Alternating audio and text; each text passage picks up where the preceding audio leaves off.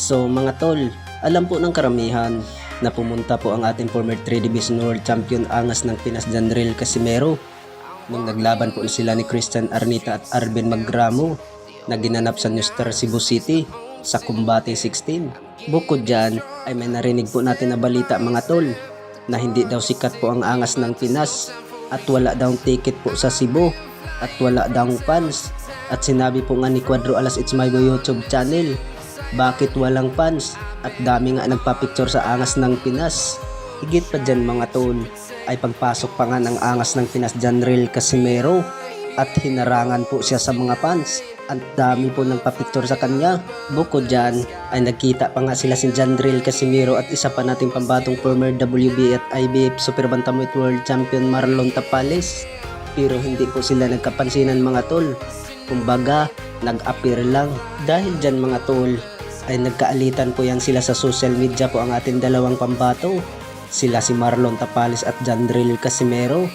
Natatandaan po natin mga tol, nung sinabi po ni Marlon Tapales na hindi na daw niya kilala po si Janril Casimero. Bukod dyan mga tol, kaya sinabi din ni Marlon Tapales dahil po sa pinagsasabi po ng angas ng Pinas Janril Casimero na sinabi po ng angas ng Pinas na parang hindi gustong manalo itong si Marlon Tapales kay Naoya Inoue. Puro dipinsa lang daw ang ginagawa ni Marlon Tapales. Bukod dyan ay banat nga ni Jason Casimero mga tol na kung si Janril Casimero daw ang makakalaban po ni Naoya Inoue, sigurado daw mga tol na tulog daw ang aabuti ni Naoya Inoue sa kamay ni Janril Casimero. Samantala ay marami din naman nagsabi mga tol na si Janril Casimero lang daw ang makakatalo kay Naoya Inoue dahil ay malakas daw ito si Janril Casimero ikukumpara kay Marlon Tapales.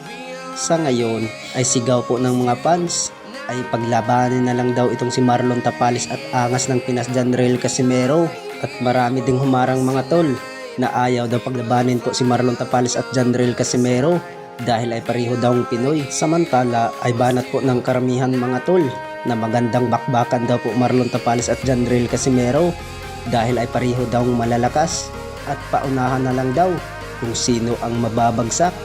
Sa kabilang banda naman mga tol ay alam po ng karamihan na kumpirmado na po ang laban ni Naoya Inoue at Luis Neri na gaganapin sa Tokyo, Japan ngayong buwan ng Mayo.